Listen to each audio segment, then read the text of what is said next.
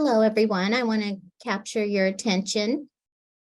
We're 2 minutes in, and I know we can continue to allow anyone who comes in after this. So first, I want to introduce myself. My name is Jill Hawthorne, and I'm the Associate Director of Family Engagement in the Advancement Office. A little bit about me is I first came to Pitzer in '83, and I'm an '87 graduate, International Relations. I went off to do work in student affairs at a number of institutions and actually came back to Pitzer and served as the Director of Academic Support for 4 years, which was wonderful. And now in this job, I feel like those two experiences plus continued volunteer work with the college really helps me in my position and able to work with families, alumni, of course, and students, faculty, staff, everyone. So anyways, you are, thank you for coming quickly to this family career talk. And this is part of 1 Week, 1 Pitzer, which is a week-long program that we do focusing on various funds at the college and doing a lot of events on campus as well. And so we're happy to do this virtual one for you. One of the funds, I just want to say as a longtime alum, is the internship fund. And this is the one that I choose ever since I've worked with career services, because I know how much we get out of each dollar that's given to the internship fund. It's really helpful. So at this point, I'm going to have Brad and Stephanie talk about themselves, but I want to introduce them as just wonderful, friendly, amazing, exceptional colleagues that I've worked with here. Brad Tharpe, the Director of Career Services, and Stephanie Gandara, who I was on her search committee and we really got to know each other well her first year here. She's a career advisor for alumni and students. And so we'll probably go for about 45 minutes, and there will be a recording made available for public viewing after the event. And so with that, I think I'll hand it over. Hey folks, my name is Brad Tharpe, and let me just start out by saying thanks so much to Jill and Brooke and Shannon who are on this call for making this time for Stephanie and I to be with all of you today. You can all probably tell from my accent I am not from Southern California. I grew up in the Southeast, Tennessee, North Carolina, but have been here at Pitzer now for 8 years, which is hard to believe. The other thing I want to share with this group is, of course, we'll talk a little bit about hopefully ways we can partner together to support your student in career development. I need your help too. My oldest child is a senior in high school. We are quite literally making college decisions this month. And the word I would use to describe the process in my house has been harrowing. So it has been quite a ride already. We've got a ways to go. So if any of you have suggestions for me going through this process of parent, please know that they are welcome. So with that, I want to let my colleague Stephanie introduce herself. Hello, everyone. My name is Stephanie Gandara, and I am the Assistant Director of Career Connections and Alumni Support in the Career Services Office. I've been here for about 1.5 years, almost 2 years, and I do a lot of work with students, just programmatically getting them connected to families and alumni, but also supporting like our students and alumni one-on-one with career advising. And just happy to have you all here and to share a little bit about what our office can offer and how we're helping your students while they're here. Thanks a ton, Stephanie. Let me give a shout out to Jim Rainey. I see you on the call too, Jim. Good to see you here. Glad you could join us. So as Jill mentioned, we are going to do probably a 20-25 minute presentation. And then we will leave plenty of time at the end for us to just have some conversation together. So feel free as we go along, you can drop some comments or questions in the chat. I think Stephanie will be trying to pay some attention to those as we go. Unfortunately, you will be hearing my voice most of the time, but Stephanie will jump in on a couple of slides. And then of course, Stephanie will jump in if we've got, if you've got other comments to make along the way. So thanks again for making time for us. And with that, we will hop right in.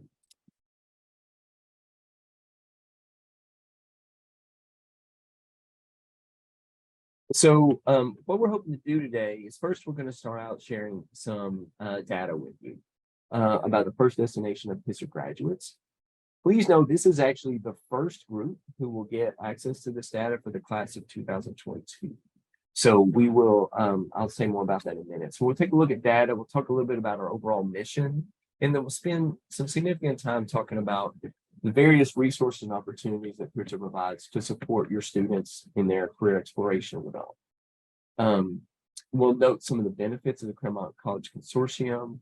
Again, how we sort of think about career development in a way that's true to Pitzer's values. And then lastly, I hope we can have sort of a conversation about what are ways that we can partner together to support your students and other students here at Pitzer. And then again, plenty of time for questions. Does that sound okay to everybody? Sounds like an all right plan? Okay, great. So we're going to start with some data. So get ready for pie charts and bar graphs here. So please know that Pitzer follows and has followed since the class of 2015 national standards. There's Jim. Hey, Jim, thanks for hopping on. Glad you're here. Hi. So we follow national standards in tracking what our graduates are doing 6 months after graduation. As you may be aware, schools track career outcomes in a variety of different ways. What we have chosen to do is follow national standards set out by NACE, that's the National Association of Colleges and Employers. So we work to find out what are our graduates actually doing 6 months after commencement. So for the class of 2022, we were able to confidently discover what about 75% of the class was doing. That's actually a pretty competitive number. That we have to get to what's called a 65% knowledge rate before the data is considered valid. So to be at 75% is pretty strong. But please know when I share this data with you, this is based on 75% of the class of 2022.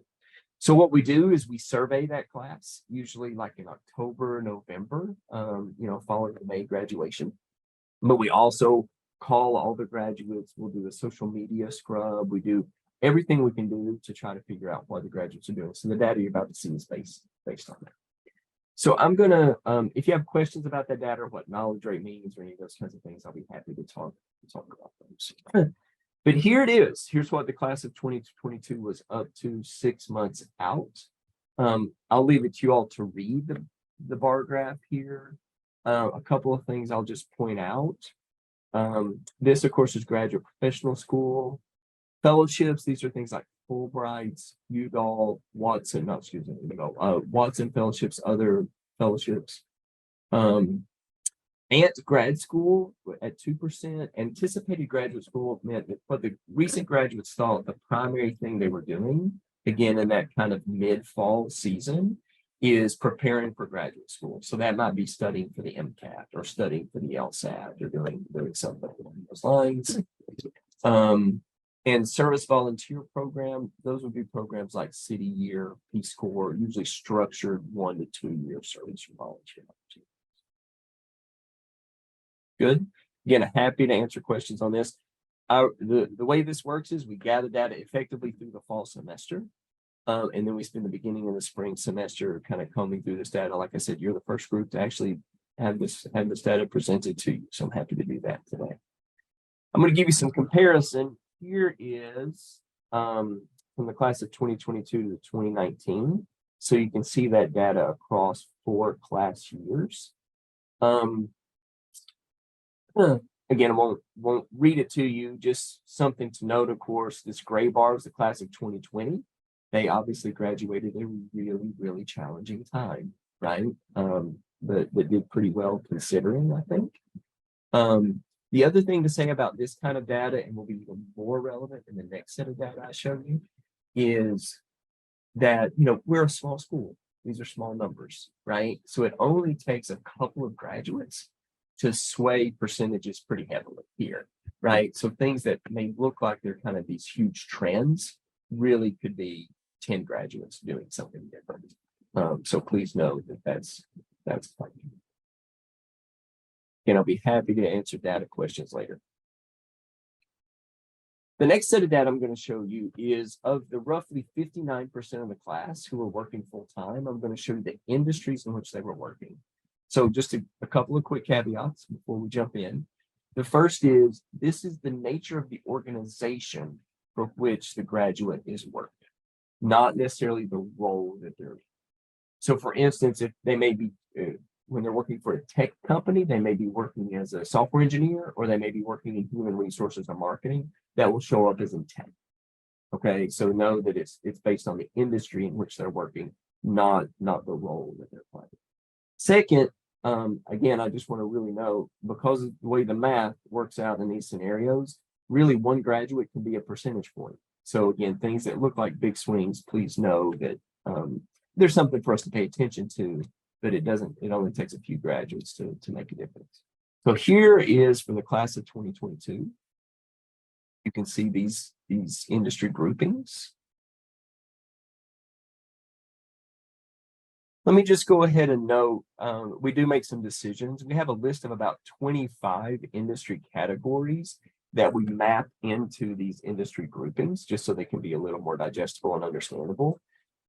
We've decided for several years now to keep technology and sustainability together, just because there's often a lot of crossover in terms of what students are doing, or excuse me, I should say graduates are doing there. So often if they're working in the sustainability industry, there's often kind of a technical piece to that in some way, whether it be an app they're working on or some other kind of technical piece associated with it. So that's what we do that. Now, just so you know, we have shifted this year. So for the class of 2020, those groupings. So the next slide I'm going to show you is actually going to be for the previous 4 years. For this, we had 8 groupings here. We had 7 previously. So I've left those 7 as they are, just so you're comparing apples to apples, if that makes sense, for the previous years. And here you can see that information. Oh, and sorry if it's not evident. Health medicine, this HLTH, this is health medicine research, nonprofit social services, tech engineering sustainability. That's sort of that category we were talking about before. So that's, and now again, to be clear, this is the class of 2021 to 2018. Just because we made a slight change to those groupings, but just so you can see there. And again, big swings, things that look like big swings may not be that big.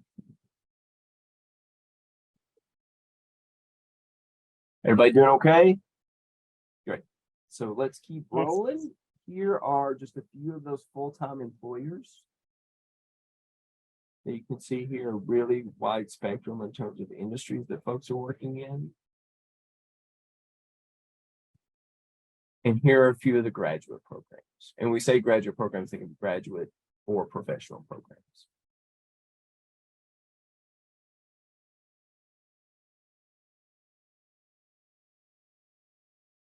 Cool. Okay, I'm going to actually, I think I'm going to do, just because I get tired of hearing my own voice, let me pause right here, because I know we're going to change to talk a little bit more about what are some of the resources and opportunities that we can offer to your students.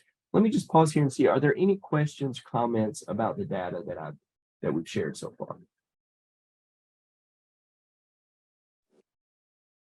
Brad, quick question. Hi, this is Jim. Actually, I have a couple questions. Do you set, and it's not really goals, but is the distribution of full-time work versus part-time fellowships, et cetera, is there any kind of like benchmarking where you would say this is about what we would expect it to be, or we're a little high on this side, a little short on this side, et cetera? Great question, Jim. Thanks for that. I think as long as, how to answer that? The short answer is yes, and that we compare ourselves to similar institutions in terms of where they are, right? So that would be the benchmarking, I would say. The other thing, now we've done this long enough, is if we do see significant trends in one direction or another, then we would ask ourselves why, right? Really, our primary interest is that our graduates are ending up where they want, if that makes sense. So that would be sort of that's the goal, right?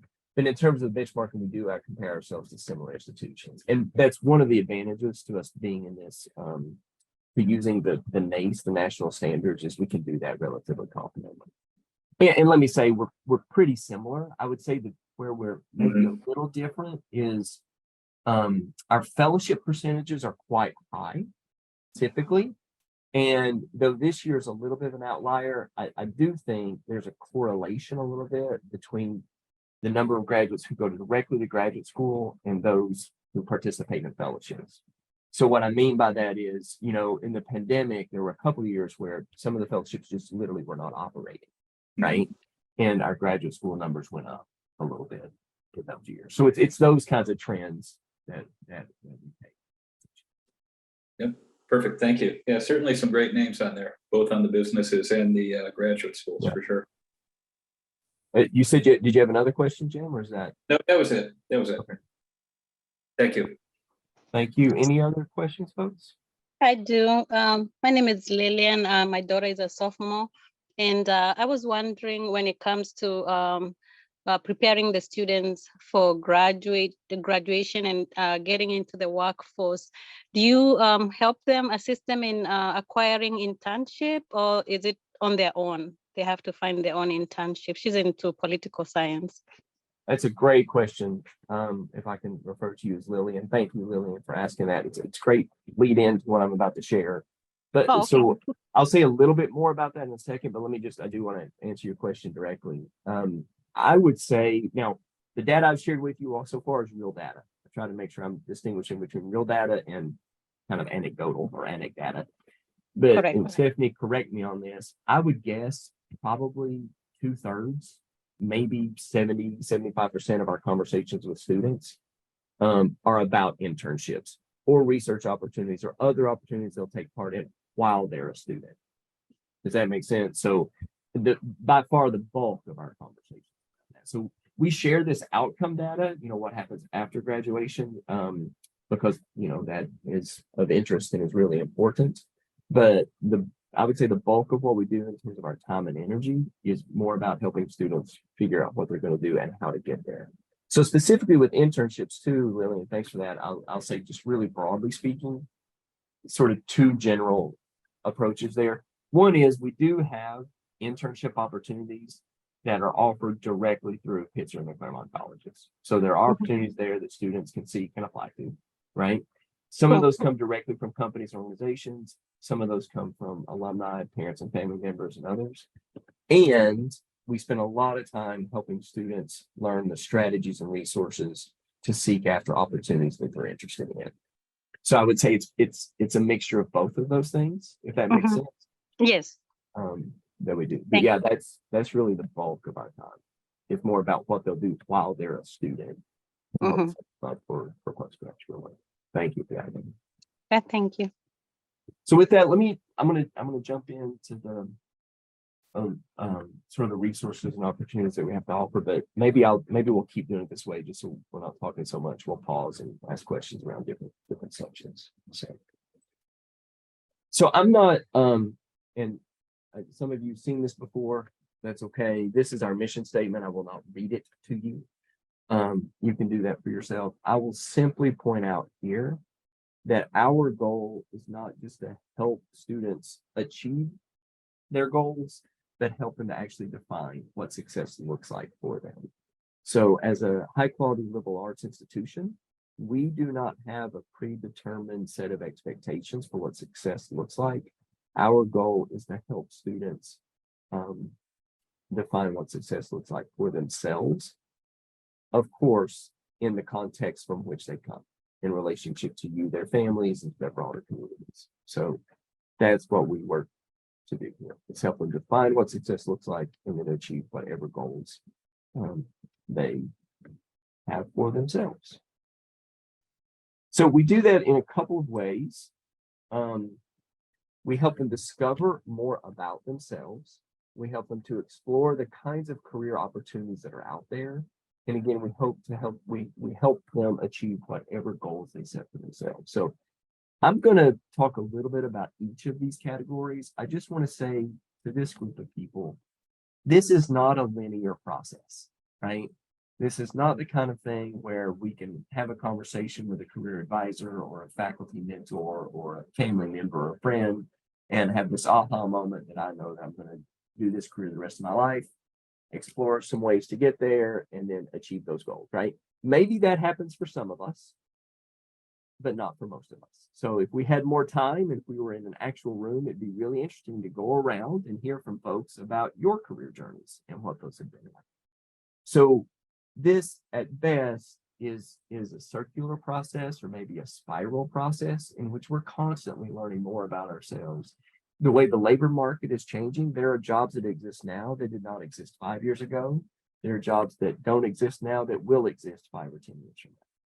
So, and we're always looking to achieve those goals. So even though I'm going to talk about them in this order, we just need to realize that this is a reflective and active process that our students and alumni are going to be in. Most of them are going to be in for a very, very long time. So just as a note about jobs that will change, I did put in Chat GPT. What would a presentation to family members about career development look like? And it wasn't bad when I got out. This is not it, by the way. This is a homegrown presentation, but I did put it in Chat GPT just to see what I would get. So one of my favorite things to do, and I think our favorite things to do, Stephanie, you can chime in on this, is we have 4 folks in our office who we get to sit down with individual students and we get to hear about them, their interests, their hopes, their goals, help them articulate their values and their strengths, even their weaknesses, and how those might help to guide their future career trajectories. So, the ways we do this again is a lot through that individual career advising, which we enjoy doing and are grateful for the scale at which we have to be able to do that. We, of course, do offer some assessments that students can take. And by assessments here, I mean things like career assessments, things like the strong interest inventory, but also more kind of personality or strengths assessments like the Clifton Strengths, the Myers-Briggs type indicator, particularly with its career implications. Students can do all of those things. We never say to a student, go take a 20 or 25-minute online assessment and now you know exactly what you're going to do. Life doesn't work that way. But it can be a source of data for conversation for them to have with us. And then we can do this sometimes, this kind of workshop or this kind of conversation with existing groups, like our student identity affinity groups, maybe student employment groups, students who work for the same office or the same endeavor, students who already have a level of comfort with each other. Then sometimes we can do these more discernment-oriented conversations with. And one of the primary foci that we have here is really encouraging students to reflect upon their experience in a way that might help guide their next decision. So like all of us, our students can get caught up very much into the doing of things, which is important. But Lillian, to your great question, do that summer internship, and then take a few moments along the way or at the end of that to think about, what did I enjoy? What did I not enjoy? What was I good at? What was I not good at? Let reflection on that experience help guide the next set of decisions that one might make, right? So those are all things that we think about in this ongoing discovery process. Programmatically, we spend a lot of time helping students explore the variety of career opportunities that are out there. So I think almost all of us have a limited view of what kind of career fields may be open to us, whether it be our familiar backgrounds, the context in which we were raised, our educational experiences, whatever they might be. I think very few of us have a really wide-ranging view of the kinds of career opportunities that are out there, not to mention, again, the new career opportunities that will arise in the future. So we spend a lot of time helping students explore what's out there. And you may have heard me say this before, but I feel very, very strongly that if a student can't take the opportunity to explore career options at a time or a place like they have here at Pitzer College, I'm not sure where or when in life they can do that. So we really want to support them in doing this in an intentional way. So we'll say a little bit more about some of these in a few minutes, but we have a ton of programmatic ways for students to find out about different careers that are out there. Stephanie will talk a few minutes about our career discovery series, which is a weekly opportunity for students to engage with alumni, parents, family members, and others to do this kind of work. So, and then of course, particularly for many parents and family members, achieving those goals, this is something that most of us tend to associate with a career center, maybe from our own experiences. I know my undergraduate days, I knew somebody would look at my resume. I didn't really take advantage of it, to be true to myself, but I did know that it was out there. So we spent a lot of time helping students, achieve the goals that they established for themselves. So these are all the things that you would think that we would normally do. Help them to get their career tools ready, including their digital presence, right? LinkedIn profiles and other things, networking skills and contacts. That's often really, really hard for our students, candidly, for many of us, to feel comfortable and confident reaching out to people to have career conversations. That is a big topic that we talk with them both about programmatically and individually. How to do offer negotiation, the graduate and professional school search and application support with that, internship funding and other kinds of opportunities. So lots of different ways we help them achieve the goals. And then I think I'm going to turn it over to Stephanie really quickly. Stephanie, you want to talk about some of our special initiatives or signature programs to help in these areas? Yes, of course. So these are just a few of the programs or events that we offer year-round or on an annual basis. So the Graduate and Professional School Series, that's something that I oversee as as the pre-law advisor. It's a bi-weekly series where I'll either bring in outside speakers, test prep companies, different things like that to help inform students about the graduate school and professional school process. Also something just not listed there, but we do offer like test prep funding for students who are looking to receive funding to help prepare for an exam that they need for graduate and professional school as well. We also have the Pitzer Internship Fund, which we will discuss a little bit more in depth later. But this is just an opportunity for students to apply to funding to receive funds for a summer internship that is either unpaid or low, very low paid. We also have our Career Discovery Series, which is something I am facilitating tonight at 5 p.m.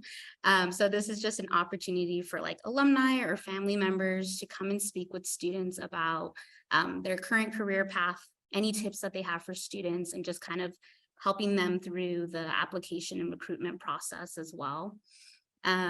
We facilitate a Career Action Week. So this is usually happening when students come back during the spring semester, where we're just trying to get students, on the radar of like, hey, different recruiting seasons are coming up. How can we help you prepare and get ready for this final stretch within the semester? And then we also have the winter break shadowing program, which a few of you may have participated in this year, which I'm very grateful for. This year was my first year overseeing that program, but it's also just another opportunity where we have like alumni and family members host students to share a little bit about, what they do in their profession, and hopefully provide students with some career clarity as well as they go along with while their time here at Pitzer. The last two, so we have Wednesday workshops.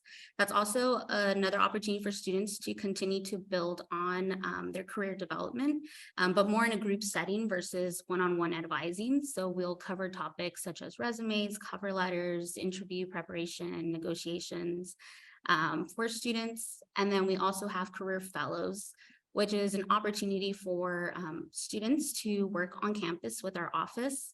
And also provide career development to their peers, but also gain their own professional development while working with our office. They work on a lot of great projects like the First Destination survey that you all saw, as well as advising students and preparing for their own kind of internship and full-time search. So that's just a glimpse into the many things that we offer in our office and that we're happy to provide to our students while they're here at Pitzer. Thanks so much for that, Stephanie. I think a quick summary here is on a weekly basis. we probably average 3 to 4 opportunities directly from our office in one way or another for students to engage in their career development.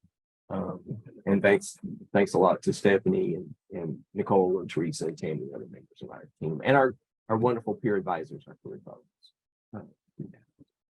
So I want to pause for questions in just a second. Let me just say too, and again, if you've been around the Claremont colleges and Pitzer for a little while, hopefully you know this. But if you don't, I want to talk about the tremendous career benefits of the Claremont colleges. So hopefully you're aware already of the academic and social benefits of the consortium for students. Students can take classes at the other colleges. Socially, it creates a lot more diversity of opportunities for students. I would argue that the career benefits of the Claremont colleges are a very, very close third to those other two. And let me tell you what that means very tangibly, is that any job or internship, and Lillian, this goes back to your question a little bit, any job or internship that's offered by an organization to any Claremont college is open to students from all of the Claremont colleges.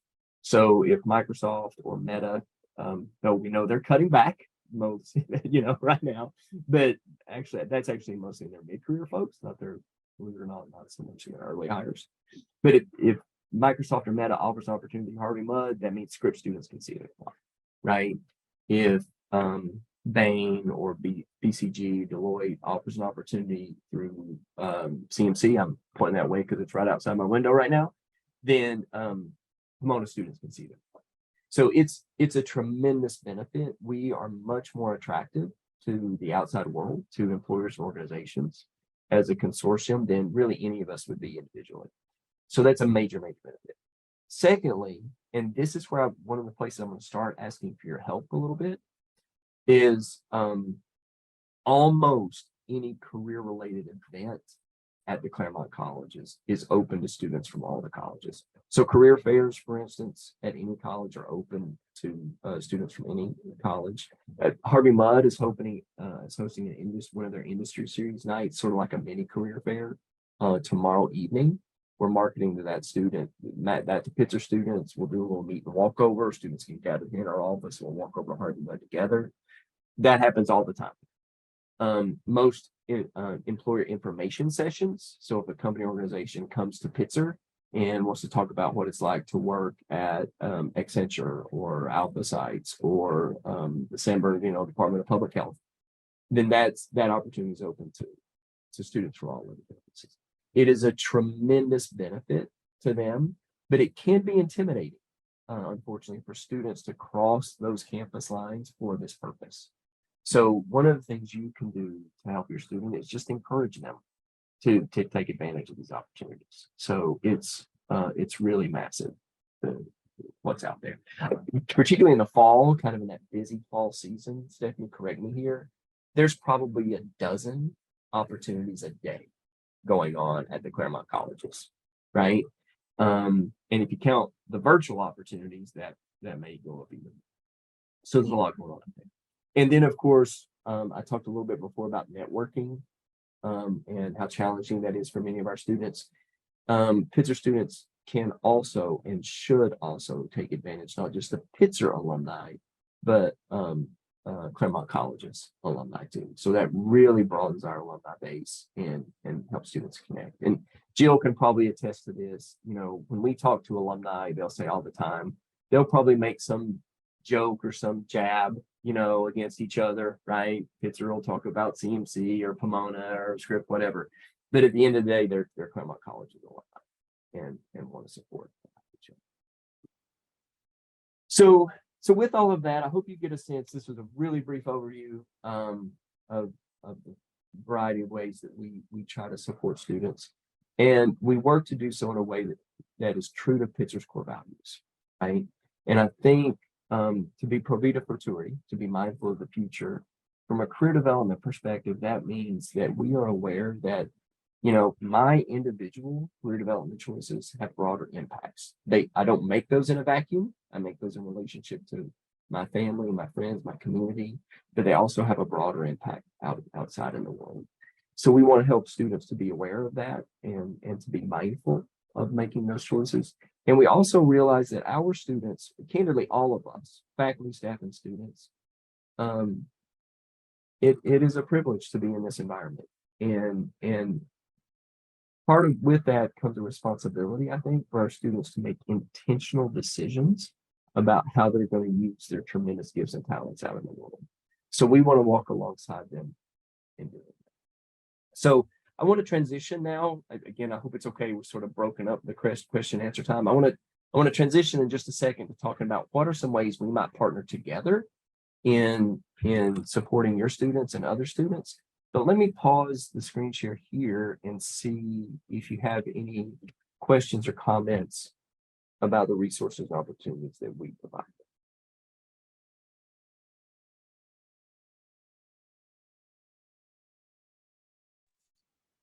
Brad, hi, this is Jim again. Very tactical question, but when you were talking about the when the employers come on campus and you talked about, is that all posted in a central location for the students? Can they see what the roster of visits are? I promise you all, even though I know Jim and Mindy, I did not plant them here to ask these good questions. Jim, thank you for asking that question. I always forget to talk about the logistics of this stuff, so I appreciate you doing that. So as you work with your students, and I promise, Jim, I'll give you a direct answer. I'll often do it in a roundabout way. So the roundabout way is this: we push out to them as best we can the opportunities that happen at and through Pitzer. So there's a weekly newsletter that goes out. Our Instagram is actually pretty active. All of you are invited to follow us there. There's the flyers and the tabling and all of that stuff that happens. So we try to proactively push out that. If we pushed out everything that happened in the Claremont colleges, then your students are already inundated with information. They would be even more inundated. So sort of the hub for everything career at the Claremont colleges, it's a platform called Handshake. So every career event, every career opportunity. So Lillian, this goes back to your questions, internships, jobs that come in to the Claremont colleges are posted in Handshake. That's also where students would go to make individual appointments with us. We have other options for that too. We have drop-in hours once or twice weekly. Students can email us, but Handshake is really the central hub for all of those things, including the events. And it was this way pre-pandemic, post-pandemic, the virtual events. To be really candid with you, the challenge for students is to sort through everything, right? To sort through what is actually going to be high value for them, that's going to align with their interests and where they are in the process. Okay, thank you. Any other questions or comments before we talk about ways we might work together? I do. I have another question. It Great, seems like Lillian. me and Jim. That's great. Love it. Jim and I are asking questions tonight. Anyway, so you mentioned that the alumni that come to the school or the students have access to them. How is the access provided to the students? Like, is there a posting where you pair them, or do they just figure out who is in what career, like related to what they're going to school for, and pair themselves, or how does that happen? It's a great question, Lillian. Stephanie, you want to talk about that for a minute? Yeah, so there's several ways students can connect or find alumni. And we, teach and show students all these several ways and databases that they have access to. So the three kind of like databases that we usually recommend students to look through is like LinkedIn. Most of our alumni who are on LinkedIn are accessible through there, and you can filter through them specifically, like where they're working, what they majored in, all those different things. We do have what we call our Pitzer professional directory that we are in the midst of revamping and updating as well. And that is another location that students have access to through their Pitzer portal to find alumni and their contact information. And then we also have a newer platform called Pitzer Connect that Pitzer parents, family members, community members can join, and students can also do some outreach to alumni through there. Those are kind of like the proactive ways students can reach out to alumni on their own. But we do have, as mentioned, some of those initiatives. So the winter break shadowing program, that's a special program where we'll gather the information for students and match them according to like their application, and just also demand, right? So just depending on how many people the host is willing to see and work with, we'll match like 2 students to 1 host and different things like that. And then we also have like the career discovery series where, you know, they'll come to campus or speak to students virtually. And that's just another way for students to be more in a group setting where they probably feel a little bit more comfortable to initiate a conversation. And then we just encourage them to kind of continue that connection outside of that workshop or session itself. Was there any other things I missed, Brad? No, I think that was great. I'll simply say too, Lillian, I think we work on it at least 2 levels when it comes to the networking piece. We're really, I would say 3. One is, as Stephanie just articulated, one is what are the resources for actually identifying people? Like, how can you find them? That's the easy part. I think our students, don't get me wrong, some students love to network and they want to do this, but I would say most of them are hesitant to do it. And that's where a lot of what we do is, what's a methodology to do this? Like, what, you know, students like steps, instructions, right? How can we make it concrete? So a lot of what we do is not only help them how to find people, but once they found people, how do they actually conduct that outreach? How do they prepare for that conversation? How do they follow up from the conversation? Kind of how do they interface it? And then third, I will say more deeply, particularly in a place like Pitzer, a lot of my conversations around networking start with, how do we do this in a way that we feel like is true to Pitzer values and can be done in a way that's authentic and doesn't feel overly utilitarian, right? A lot of our students sort of rebuff this idea of networking. We actually don't use that word very much in our broad student marketing. We'll talk about career conversations or career connections or something like that, because networking does feel like I'm just reaching out to someone to use them, right? And probably all of us on this call know that it's not really that way. And if it is being done that way, then it won't go very well for very long. So we often have to talk with our students first on what is a way to do this that is authentic, and then it's kind of true to who we are and who the people are. But I would say personally, probably a third of my individual advising conversations center around that, not in addition to all of the programmatics. Thank you very much. I've got a couple questions. My name is John Griffin, and how do you get the students involved in the program? Is it, you know, is there a requirement for them to come to orientation, or is it entirely voluntary on their part? And second, after they graduate, do they have opportunities to use your resources as well? Yeah, thank you, John. Thanks for both those questions. I'm going to answer the easy one and then the hard one. So the easy one is yes. Your second question, particularly this time of year, we tell seniors a lot, look, we don't go away after you graduate. So you know, there are some schools out there who will charge graduates or do something. We don't do any of that. Pretty much everything that is available to, you know, graduation this year, I think it's May 13th. A senior has the same opportunities on May 12th as they will as a graduate on May 14th for us. The only exception really to that is funding. So some of the funding opportunities we have, we only gear those towards students. But everything else is pretty much open after that. Your first question, how do we engage students in this, John, is an excellent, you know, I've done this for a few years now. I've talked with career center directors across the country. The hardest part of this, and this is actually a great segue in kind of the last part of our conversation. The hardest part of this is getting students to engage. Again, if we had more time, I'd love to go around this virtual space and ask how many of us made good use of our undergraduate career resources. I will tell you, I did not make good use of mine. I did an on-campus interview with a company that I look back on with a great deal of shame and embarrassment that I did not prepare for at all as a senior in my undergrad. That is the toughest part of this, is getting students not only to engage, but to own this process. So that I want to talk about that, how we can do that together, but I want to answer your question, John. We do everything we can do to be as present and available to them as possible. So we do not sit in our office and wait and hope for them to come to us. So as an example, of course, we're active in orientation. This year we were in 17 or 18 of 21 first-year seminars. So where the faculty member gives us time with first-year students to engage them.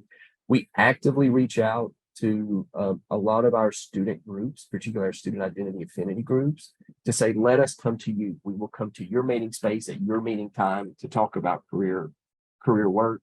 We're always doing things in the residence hall and the dining hall. So we do, I hope this group is okay with me saying this. What I used to say pre-pandemic is we like to be like a virus at Pitzer. That's not a good analogy for me to use anymore, right? But the idea still holds. We try to be very present and proactive in engaging them in this way. That said, John, if it's okay, as I look at the time, we've already gone over a little bit what we've said.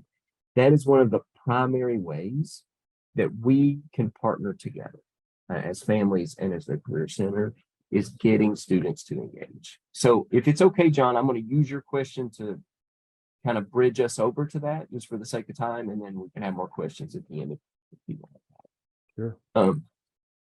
So you know your student best, right? Again, I'm speaking as a parent of 3 kids. That oldest is we're making these college decisions now. Your condolences and hopes for me are welcome. You know them best. Encourage your student to engage, but you can see in parentheses, maybe not too much, right? I don't know how our relationship with our children is always individual, right? At some seasons they listen to us, and sometimes they don't. Sometimes the worst thing I can do is encourage my child to do something, right? Because they're going to do the opposite. Sometimes a little nudge can help, right? So obviously I trust your discernment on that, but you know your student best.